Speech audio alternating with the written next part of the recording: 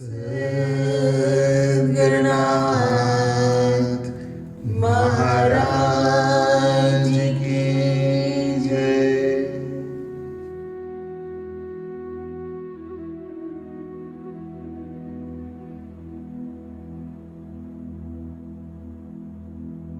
नित्यानंद धाम से मेरी ओर से और गुरु माँ की ओर से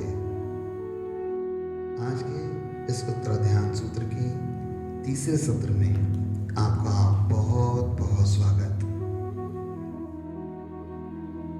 आज बहुत महत्वपूर्ण चीजें आप तक पहुंचने वाली है, बहुत ही सुंदर, बहुत ही उपयोगी। यदि जो कुछ आप तक पहुंचने वाला है उसे आपने ध्यान से सुना और अपने अंदर उतार लिया, उसे समझ लिया, आत्मसात कर लिया, तो जीवन बहुत सरल हो सकता है। गुरु जो तुम्हें देना चाहता है तुम उसे बहुत सहजता से ग्रहण कर सकोगे। आज का विषय बहुत खूबसूरत है। मुझे पूरा विश्वास है कि आपको बहुत आनंद आने वाला है। जब आप उसे सही तरीके से समझ लोगे तो वो आनंद कई गुना बढ़ जाने वाला है। आज के विषय में श्री गुरु आपके जीवन में क्या सुंदर करने के लिए उद्युक्त होते हैं, सदा तैयार होते हैं सदा, उस विषय में बहुत खूबसूरत कुछ आने वाला है। जब श्री गुरु का पदार्पण हमारे जीवन में होता है तो कैसे बहुत सारी चीजें घटित होती हैं एक साथ। कई बार तो समझ में भी नहीं आता कि हो क्या रहा है, बहुत बाद में समझ में आता है कि हो क्या रहा है। और हाँ, जो कुछ भी हो रहा होता है बहुत ही सुंदर, सकारात्मक और जीवन को अधिक से अधिक उच्चतम अवस्थाओं की ओर ले जाने के लिए होता है। हाँ, श्री गुरु सदैव तुम्हें सुंदर और सुंदर, उत्तरोत्तर और ज्यादा गहरा और ज्यादा ईश्वर के निकट ले जाना चाहते हैं, तुम्हारे अपने मूल स्वरूप की तरफ ले जाना चाहते हैं। और उसके लिए उन्हें क्या क्या करना पड़ता है, उसके लिए तुम्हें क्या क्या करना पड़ेगा, ये दोनों चीजें बहुत महत्व रखती है। हाँ, गुरु तो बहुत कुछ करने के लिए सदैव तैयार है, पर जो कुछ गुरु तुम्हें देना चाहता है उसको पाने के लिए एक शिष्य को, एक साधक को अपनी भी तैयारी करनी पड़ती है। उत्तराध्यान सूत्र वो सब कुछ आपको बताने वाला है कि आपको क्या क्या करना है, कहाँ कहाँ तुम चूक जाते हो। उसी श्रृंखला में आज बहुत महत्वपूर्ण कुछ आ रहा है आपके पास, बहुत महत्वपूर्ण। बहुत ध्यान से सुनना और उसे आत्मसात करना। आइए हम आगे बढ़ते हैं उत्तराध्यान सूत्र की ओर। सद्गुरुनाथ महाराज की जय।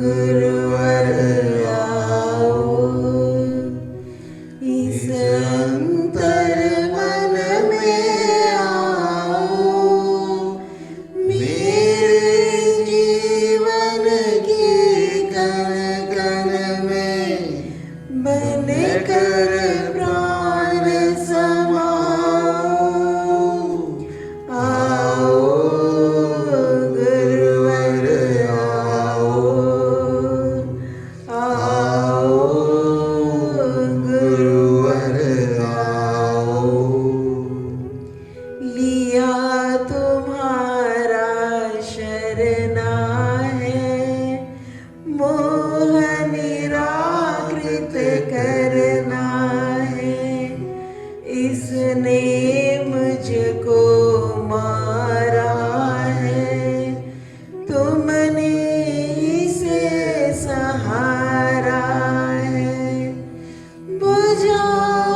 आओ दीप प्रभु आया समीप प्रभु तुम जलती दीपक हो मुझको अपने तुल्य बनाओ आओ गुरुवर आओ आओ गुरुवर आओ इस अंतर मन में आओ मेरे जीवन के कण कण में बन कर प्राण समाओ आओ गुरुवर आओ आओ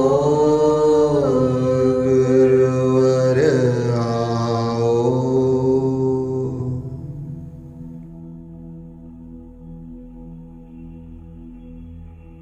वंदन करो अरिहंत को सिद्धम करो प्रणाम आचार्य उपाध्याय का ले सुखकारी नाम सर्व साधु सरस्वती दया धर्म सुखकार महावीर भगवान को वंदन बारंबार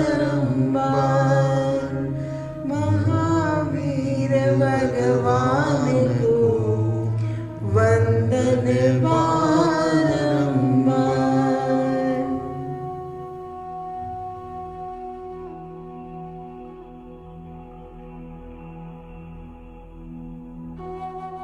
पवित्र ध्यान सत्र के इस तीसरे सत्र में आप सबका पुनः स्वागत।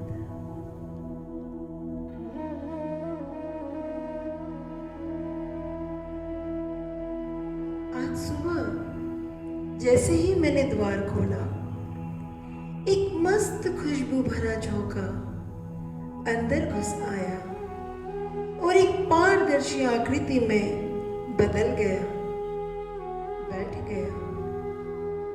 मैंने पूछा कौन हो तुम? मैंने पूछा कौन हो तुम?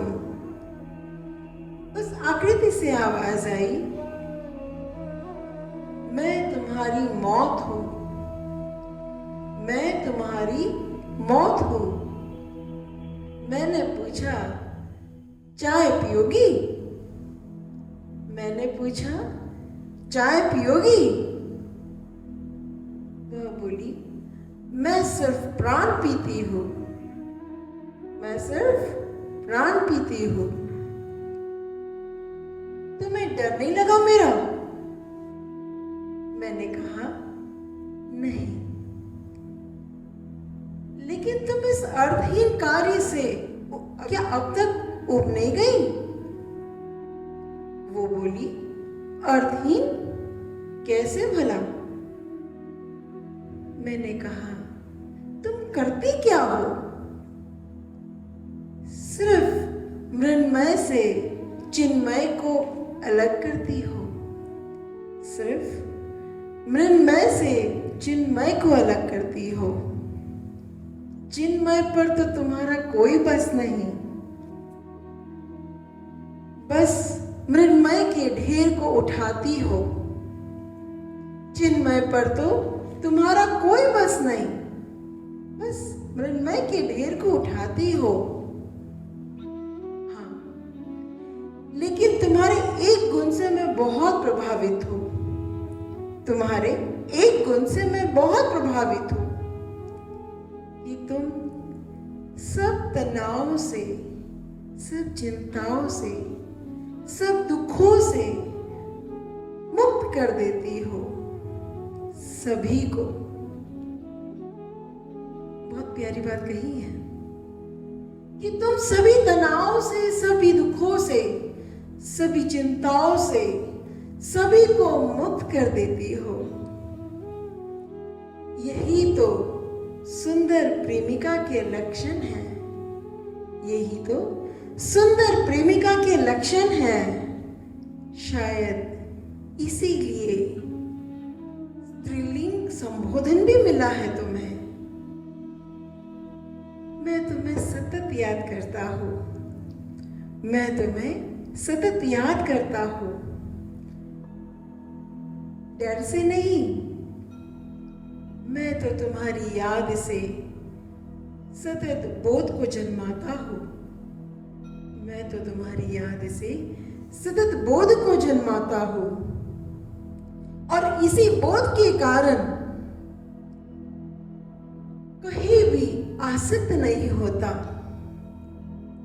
मेरे सद्गुरु ने कहा है कि तुम तो एक दीप्यमान गुरु ही हो और तुम्हारा नित्य बोध, नित्य स्मरण, नित्य चिंतन जागरण में अत्यधिक सहयोगी है। तुम्हारा नित्य बोध, नित्य चिंतन जागरण में अति सहयोगी है। वह बोली सत्य है। तो अब बताओ कब आओ? वह बोली बड़े प्रेम से सत्य है। अब बताओ कब आओ? मैंने कहा क्यों ठिठोली करती हो? मैंने कहा क्यों ठिठोली करती हो? तुम तो अतिथि की तरह हरदम आती हो, न समय न उम्र न जगह, किसी के बंधन को नहीं मानती। लेकिन तुम तो प्रेमिका हो ना मेरी। तुम तो प्रेमिका हो ना मेरी। कभी भी आओ, द्वार खुला रहेगा, स्वागत से हृदय भरा रहेगा। कभी भी आओ, द्वार खुला रहेगा, स्वागत से हृदय भरा रहेगा। सच कहा है मृत्यु। मृत्यु एक ऐसा शब्द है जिससे यह संसार सदा भय खाता है। मृत्यु के बारे में बोलो तो अपशगुन हो जाता है। मृत्यु की चर्चा नहीं की जाती, डर लगता है। पूरा संसार भयभीत है मृत्यु से। लेकिन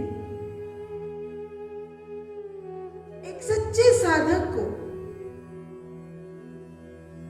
एक सजग आत्मा को मृत्यु से कभी भय नहीं लग सकता। मृत्यु बहुत प्रिय है।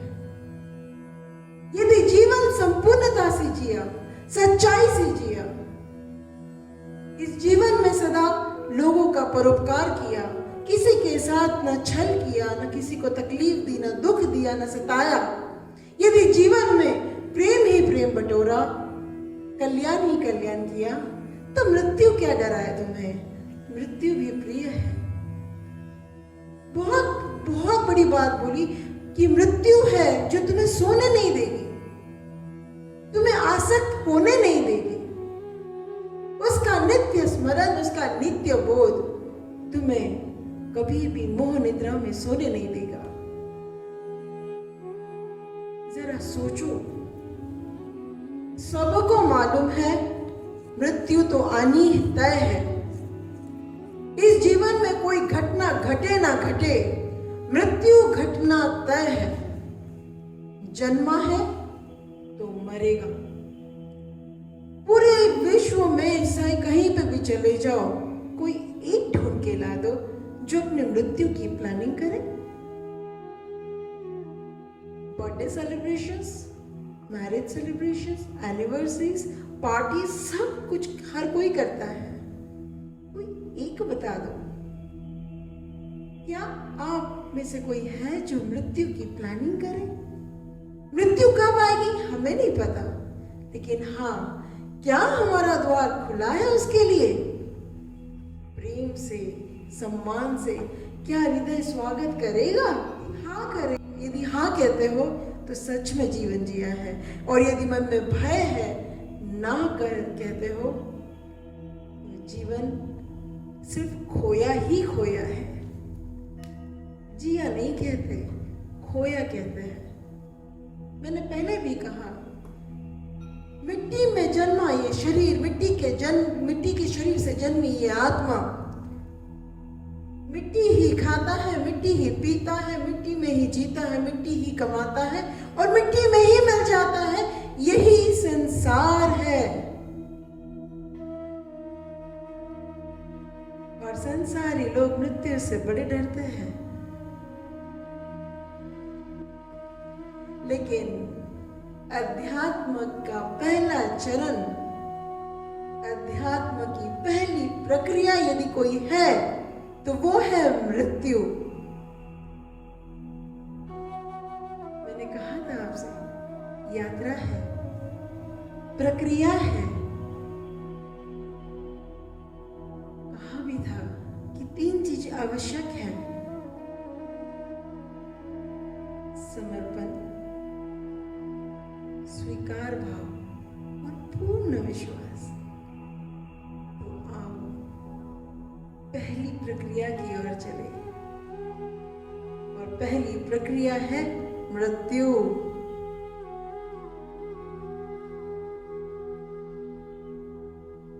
इस प्रक्रिया में बड़ी घटना है, वो है मृत्यु। जब तक मृत्यु नहीं, जन्म कैसा? मैंने कल भी कहा था, नया जन्म है। तो नया जन्म के पहले मृत्यु तो घटना तय है। तैयार हो मृत्यु के लिए? हो सच? लेकिन हाँ, मृत्यु शरीर की नहीं, तुम्हारे भीतर बैठे चोर लुटेरों की होगी, माया की होगी, तुम्हारे भीतर के संसार की होगी।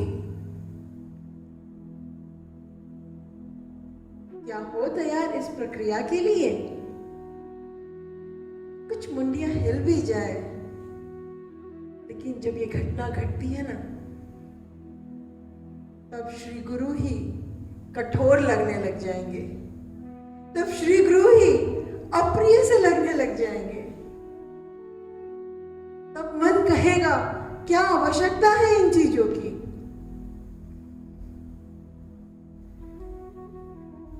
क्योंकि इस प्रक्रिया के बिना घटना घटेगी कैसे? इस नए जन्म में आएंगे कैसे? एक सुंदर दिव्य स्वरूप पाएंगे कैसे?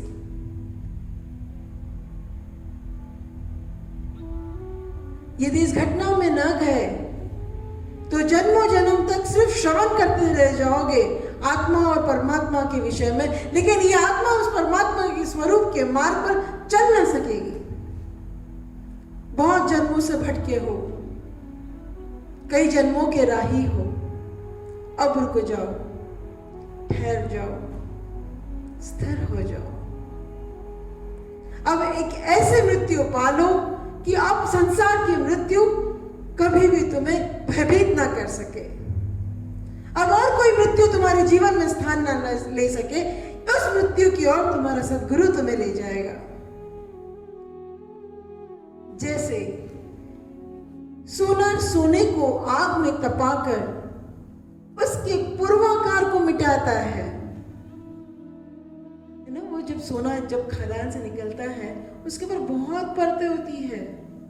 वो सोना का स्वरूप होता ही नहीं, मिट्टी मिट्टी सा होता है, काला काला सा होता है। तो वो सोना जब उसे आग में तपाएगा, तभी तो वो पीला, वो सुंदर रूप उसे मिलेगा।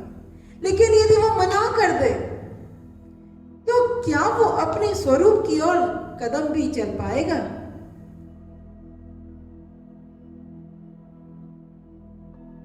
फिर सबसे पहले वो सोनार उसे साफ करेगा, अग्नि में तपाएगा, फिर ठंडा करेगा, फिर हथौड़ी और छेनी से लगातार चोट करेगा, अनेक औजारों से दिखेगा कि वो चोट कर रहा है, खींचेगा, हथौड़ी की मार मारेगा, तोड़ेगा, मरोड़ेगा, कभी इधर से खींचेगा, कभी उधर से खींचेगा।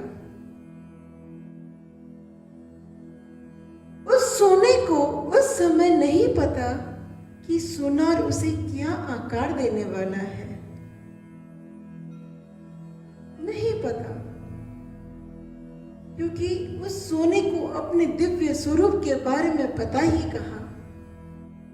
और ठीक उसी तरह श्री गुरु तुम्हें उस मिट्टी भरे खदान से उठाकर ले आते हैं, तुम्हें तपस्या साधना रूपी अग्नि में तपाते हैं, फिर तुम्हारे भीतर बैठे बैठे बहुत से प्रिय तुम्हें लगने वाले उस क्रोध, मान, माया, लोभ सब पे प्रहार होगा।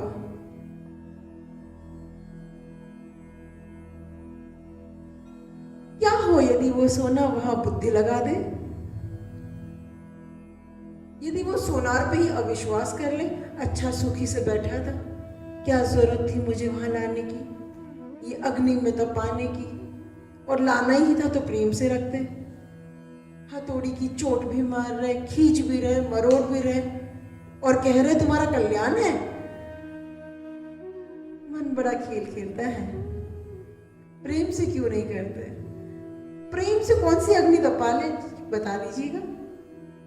वो शुद्ध परिशुद्ध होने के लिए उस अग्नि में जाना आवश्यक है, लेकिन सोनार ही अप्रिय लगने लग जाए, घटना घटेगी कैसे? जब चोट खा रहे तब तो लगती है। शिष्य को भी सारी प्रक्रियाओं से गुजरना होगा।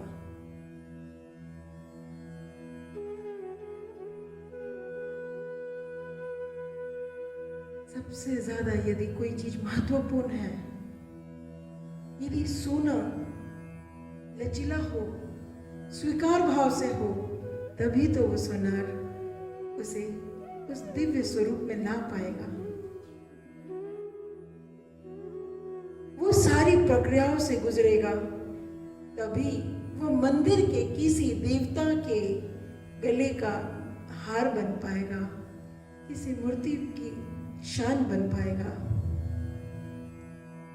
तभी दिवाली पर पूजित होगा। ठीक ऐसे ही एक मूर्तिकार ही है जो एक पत्थर के भीतर उसके दिव्य स्वरूप को देख पाता है, उसके दिव्य स्वरूप को पहचान पाता है। वो ये पहले देखेगा क्या ये पत्थर उसके हथौड़ी और छेने की मार को सहकर रह पाएगा या टूट जाएगा। टूट जाएगा तो वो मार न मार पाएगा, और यदि उस पत्थर में वो हथौड़ी की मार सहने की क्षमता होगी, तब वह उस पत्थर से एक दिव्य स्वरूप गढ़ेगा जो पूर्ण समाज में, पूर्ण संसार में पूजी जाएगी। वो परमात्मा की प्रतिमा बनकर समस्त लोगों में, समस्त जनों में सदा सर्वदा पूजा जाएगा। परंतु क्या हो यदि वो सोना, वो पत्थर उस प्रक्रिया से ना गुजरे, डर जाए, भयभीत हो जाए, तो क्या वो अपने दिव्य स्वरूप को पा पाएगा कभी? नहीं ना।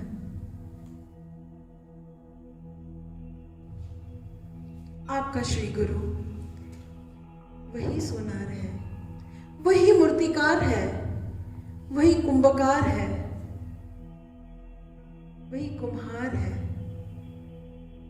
वह माता भी है, पिता भी है, बंधु भी है, सखा भी है, परमात्मा भी वही है, परम मित्र भी वही है। आपकी उंगली पकड़ने वाला भी वही है, आपको अपनी शरण में लेने वाला भी वही है। वही है जो चोट भी करेगा और वही है जो सहारा भी देगा। वही ईश्वर है, वही परमेश्वर है। पर वो तब कर सकेगा जब आप इस प्रक्रिया में अपनी बुद्धि ना लगाओगे, तर्क नहीं करोगे। हाँ, ये जो तर्क है ना, ये तुम्हें कभी कुछ बनने नहीं देगा।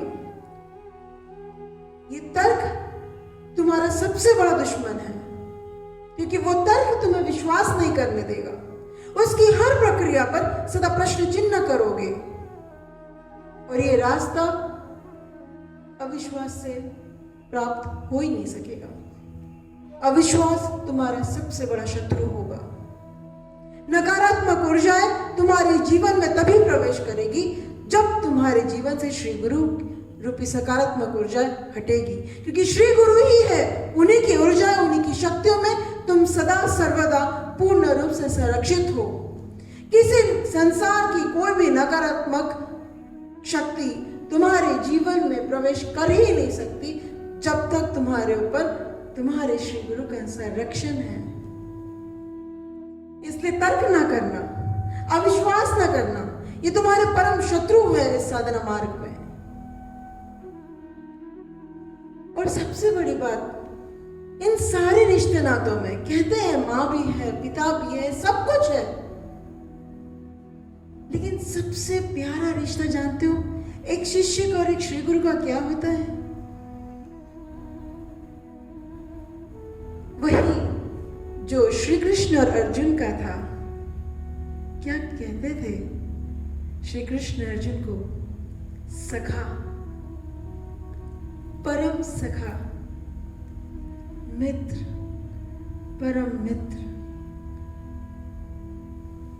एक बार एक बच्चा अपने माँ से छिपा सकता है, अपने पिता से छिपा सकता है, वो परमात्मा से भी कई बार सामने ना हो, लेकिन वो एक मित्र एक ऐसी चीज है, मित्र एक ऐसा संबंध है जहाँ वो अपने आप को पूर्ण रूप से खोल सकता है बिना किसी भय के, क्योंकि वो जानता है कि उसका मित्र सदा सर्वदा उसके साथ है, उसे समझेगा, उसे प्रेम से समझाएगा, उसका हाथ नहीं छोड़ेगा। इसलिए इन सारे रिश्तों में वो माँ की तरह तुम्हें ममता सींचता है, पिता के रूप में डांटता भी है, भाई बहन के रूप में तुम्हारा साथ भी देता है, लेकिन हाँ, वो सबसे अधिक तुम्हारा मित्र है। अपने गुरु से यदि कोई रिश्ता प्रगाढ़ करना चाहो तो वो सखा का करना, जहां निर्भय होकर तुम अपने हृदय को, अपनी आत्मा के, अपने भीतर के हर भाव को खोल के रख दो उनके सामने। भय नहीं होगा और जो उनके पास से आए उसे प्रेम से स्वीकार करना, क्योंकि हाँ, वो एक ऐसा हृदय है जो जन्मों जन्मों तक तुम्हारा संरक्षण करेगा। वही एक ऐसी शक्ति है जो जन्म जन्मांतरों से तुम्हारा साथ दे रही है और आखिरी तक तुम्हारा साथ देगी, शरीर में हो या ना हो। ये वो शक्ति है जिसे शरीर बांध नहीं सकती, जिससे मृत्यु छू भी नहीं सकती। बहुत प्रिय संबंध है एक श्री गुरु का और एक शिष्य का, दोनों सारे संबंधों से सबसे ऊंचा।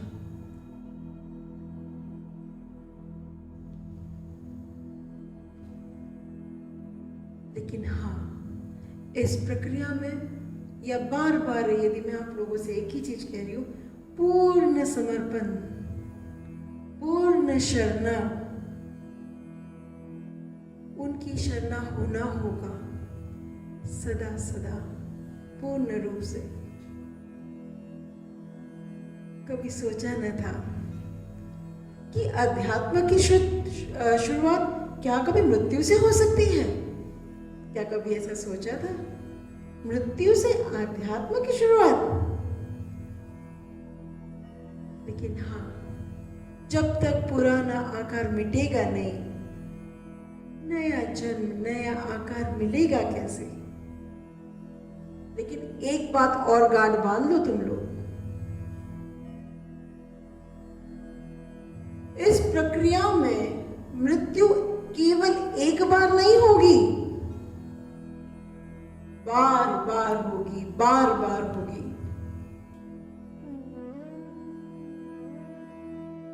पुराना मिटता जाएगा, नया बनता जाएगा। ये क्या मुसीबत है? बुद्धि तो यही सोचेगी, इससे तो संसारी भला, कम से कम एक ही बार मृत्यु आएगी। ये क्या नई झंझट है? मृत्यु भी है और बार बार भी है।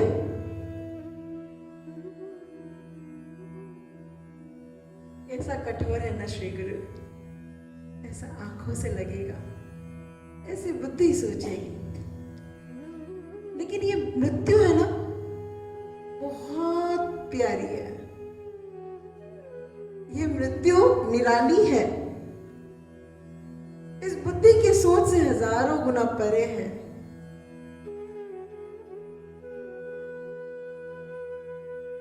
सोच लेना, यात्रा करनी है, शुरुआत होनी है। जिन्हें डर लग रहा है वो पहले ही चले जाए। ऐसे सोचना मत, जाने नहीं देंगे। संसार की मृत्यु भटकाने वाली है। संसार की मृत्यु में सिर्फ और सिर्फ छूटेगा, छूटने की प्रक्रिया है संसार की मृत्यु। और छूटेगा, शरीर छूटेगा, परिवार छूटेगा, मित्रगण छूटेंगे, सारे संबंध छूटेंगे, इतना प्रेम से कमाया हुआ सारा धन भी छूट जाएगा। सब कुछ छूटेगा संसार की मृत्यु में। लेकिन सबसे बड़ी बात है, छोड़ना नहीं चाहोगे, पर छूट सब जाएगा, कुछ रख ना पाओगे। लेकिन अध्यात्म की मृत्यु बनने की प्रक्रिया है। शरीर सुदृढ़ होगा, मन तटस्थ होगा, आत्मा अपना स्वरूप पाएगी। अध्यात्म की मृत्यु ऐसी मृत्यु है कि इसके बाद और कोई मृत्यु छू ना पाएगी। संसार की मृत्यु 84 लाख योनि में भटकाने वाली मृत्यु है। अध्यात्म की मृत्यु आत्मा से परमात्मा होने की मृत्यु है। आत्मा से परमात्मा होने की प्रक्रिया है। संसार की मृत्यु दुख लाएगी, शोक लाएगी। अध्यात्म की मृत्यु आनंद लाएगी, स्थिरता लाएगी, सुख लाएगी, शांति लाएगी, प्रेम बिखरेगी। आध्यात्मिक मृत्यु श्रेयस्पद है ना? अध्यात्म की मृत्यु तुम्हें अपने अस्तित्व की ओर ले जाएगी। इस मृत्यु में अपने आप को श्री गुरु की शरणा कर लेना, फिर कुछ मुश्किल नहीं होगी। सच बात कहो, मृत्यु से डरना मत। मृत्यु तो एक सुंदर प्रक्रिया है। अध्यात्म की मृत्यु महोत्सव है। पूछो संतों से, जिसने पूर्ण रूप से अध्यात्म को जिया है, जिसने पूर्ण रूप से अपने सच्चे स्वरूप के लिए जिया है, जिसने अपनी साधना से वो परिपक्वता पाई है, मृत्यु का भय उसे छू नहीं सकता। जब कभी मृत्यु का शब्द उसके कानों में गूंजेगा तो एक संत की मृत्यु एक महोत्सव है, एक उत्सव है। हाँ, मैं और गुरुदेव कई बार चर्चा करते हैं, मृत्यु आएगी ऐसी होगी, सत्संग होगा, कीर्तन होगा, उत्सव होगा, मृत्यु श्रेयस्पद होगी। जीना है तो ऐसे जियो, हर पल ऐसे जियो। यदि इसी क्षण मृत्यु आ जाए तो मन आनंद से उसे स्वीकार करे, वो द्वार खुला रहे, भय से नहीं, प्रेम से। प्रेमिका बना लो अपनी मृत्यु को, क्योंकि वही सत्य है, अटल सत्य है। तुम्हें मृत्यु मारे, उससे अच्छा अपने सच्चे स्वरूप के लिए एक बार मृत्यु को पा जाओ। लेकिन वो मृत्यु तुम्हें बनाने वाली है, तुम्हें अपने सच्चे स्वरूप की ओर ले जाने वाली मृत्यु है।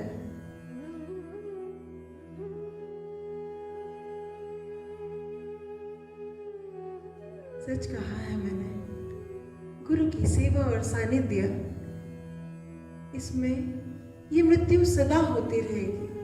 लेकिन हर मृत्यु आनंददायी होगी, सुखदायी होगी, हितकारी होगी, कल्याणकारी होगी। बस एक ही चीज करना है, विश्वास, पूर्ण विश्वास। और एक बार इस मृत्यु को समझ गया ना, तो सारे भय समाप्त हो जाएंगे। अब माया तुम्हें छल न सकेगी, कोई छलावा नहीं। जीवन की कद्र तो मृत्यु से ही होती है ना।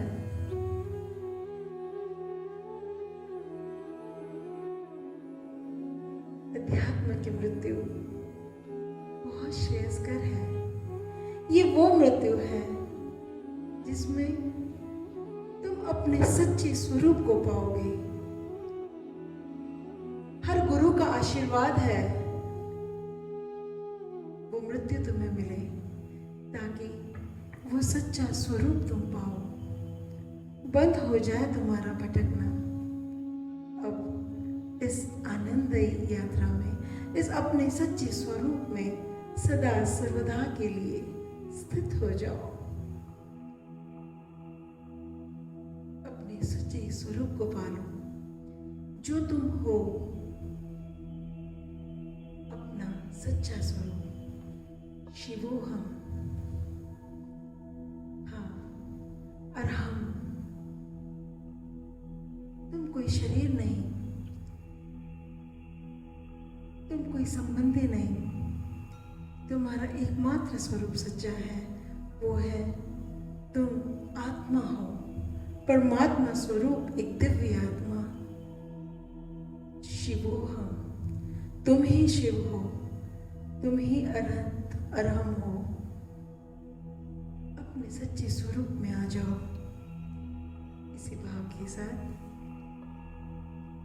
ज्या ज्या ठिकाणी मन जाय माझे, त्या त्या ठिकाणी निज रूप तुझे। मी ठेवितो मस्तक